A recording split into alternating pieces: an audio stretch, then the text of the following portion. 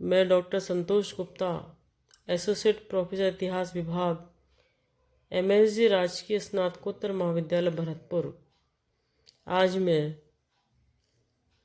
BA part first और MA final के students के लिए मीराबाई के बारे में आपको बताना चाहती हूँ कि जो मीराबाई है उसकी लाइफ हिस्ट्री किस प्रकार की रही, मीरा की भक्ति किस प्रकार की थी, इसके बारे में मैं आज आपको बताना चाहती हूँ।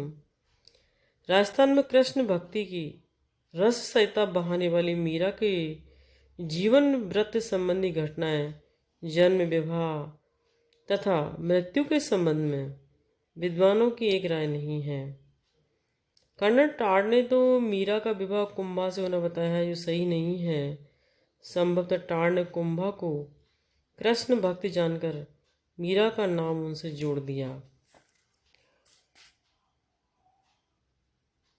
हरिराम, नाभादास, प्रियदास आदि रचनाओं से मीरा का जीवन काल 1500 से 1540 के लगभग स्थिर होता है, जो उचित लगता है।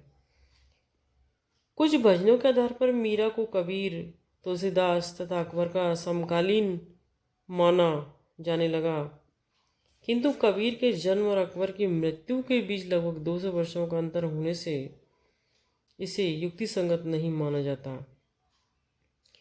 इसके अतिरिक्त किसी अन्य स्रोत से भी इसकी पुष्टि नहीं हो पाई है। प्रियदास के भक्त माल और मेड़तियारी ख्यात से मीरा के जीवन पर कुछ प्रकाश पड़ता है। मीरा मेड़ता के राठौर रतन सिंह की पुत्री थी, जिसका जन्म मेड़ता से 21 मील दूर कुड़की गांव में हुआ।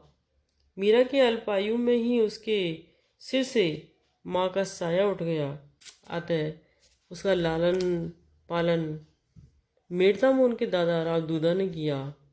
दूधा कृष्ण भक्त थे और परिवार का अन्य सदस्य पिता रतन सिंह, चाचा बीरमदेव, दादी वैष्णव धर्म के अनुयायी थे। मीरा परिवार के भक्ति में वातावरण में पलने लगी और उसके संस्कारों में भी भक्ति उत्पन्न हो गई। प्रियदास के भक्त माल में कथानक है कि एक बारात को देखकर बालिका मीरा ने अपनी दादी से पूछा कि यह बारात किसकी है। दादी ने उत्तर दिया, दूल्हे की बारात है। मीरा ने दादी से तुरंत दूसरा प्रश्न पूछा कि मेरा दूल्हा कहाँ है।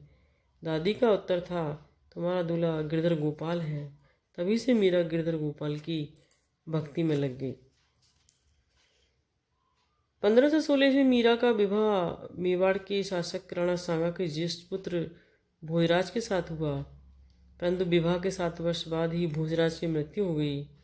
इस भीषण आघात से मीरा का मन सांसारिक दुख वैभव से उछट गया और वह कृष्ण भक्ति की ओर मुड़ गई। इस तरह जो मीरा है, कुछ समय बाद उसके पिता रतन सिंह खानवा के युद्ध 1527 में बाबर के विरुद्ध लड़ते हुए मारे गए और 1528 में उसके ससुर राणा सांगा का भी देहांत हो गया।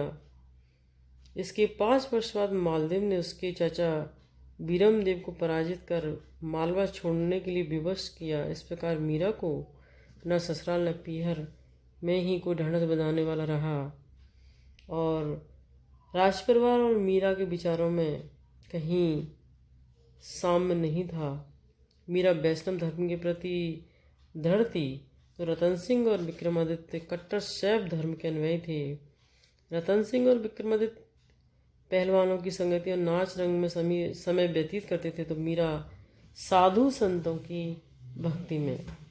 दृष्टिकोण की यह भिन्नता राज परिवार को कांटे की तरह चुभ रही थी। राणा सांगा ने उसे मारने के कई प्रयास किए। उनकी चर्चा पर संदेह करना आदि कथानकों से लगता है कि मीरा का जीवन राज परिवार की स्त्रियों के जीवन से भिन्न था। उसने एक के बाद दूसरे दुख को बड़े धैर्य से सहन किया, मगर सत्संगति और भक्ति के मार्ग से विचलित नहीं हुई। मेवाड़ में कृष्ण भक्ति का उपयुक्त वातावरण न पा करके मीरा वृंदावन चली गई और वहीं भजन कीर्तन में समय व्यतीत करने लगी। कहा जाता है कि वे एक दिन रूप गोस्वामी से मिलने गए। रूप गोस्वामी जो उच्च कोटि संत थे, मीरा से कहते हुए मिलने से इनकार किया कि वे स्त्रियों से नहीं मिलते। मीरा ने प्रत्युत्तर भिजवाया कि क्या वृंदावन में पुरुष रहते हैं? यदि कोई पुरुष है तो वे कृष्ण हैं। रूप गोस्वामी मीरा के उत्तर से निरुत्तर हो गए, क्योंकि पुष्टि मार्ग में सखी भाव से कृष्ण की सेवा की जाती है, जहाँ पुरुष और स्त्री का कोई भेद नहीं रहता।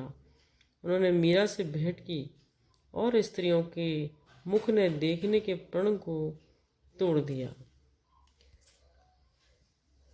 तो इस तरह से जो दूसरा है मीराबाई की भक्ति।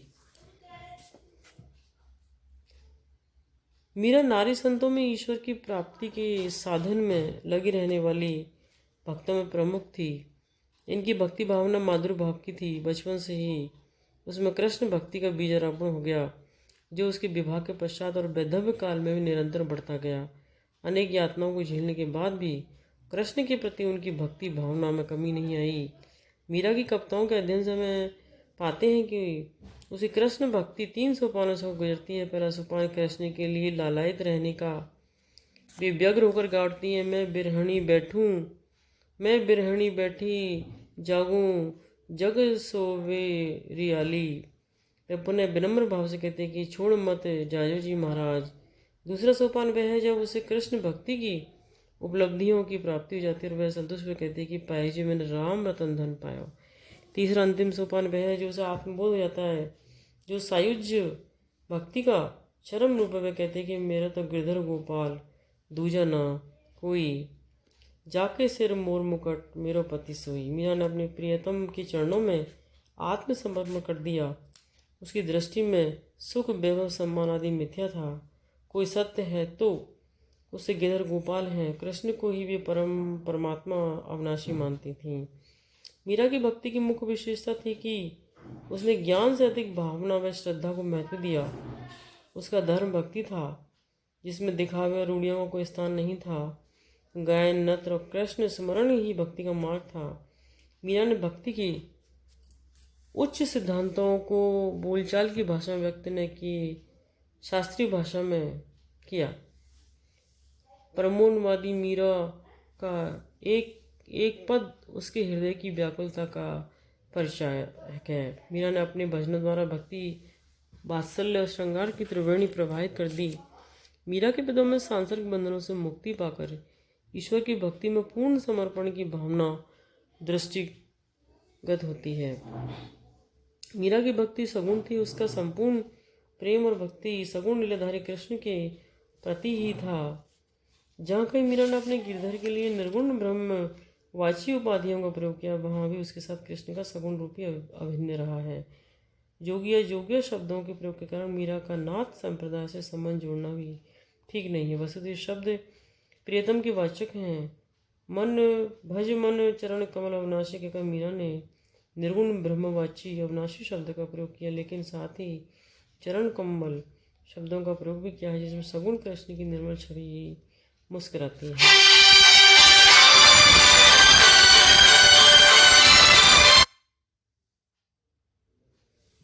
मीरा के पदों में प्रचलित सामाजिक संबंधवादी व्यवस्था के प्रति विद्रोह का शंख नाद भी प्राप्त होता है।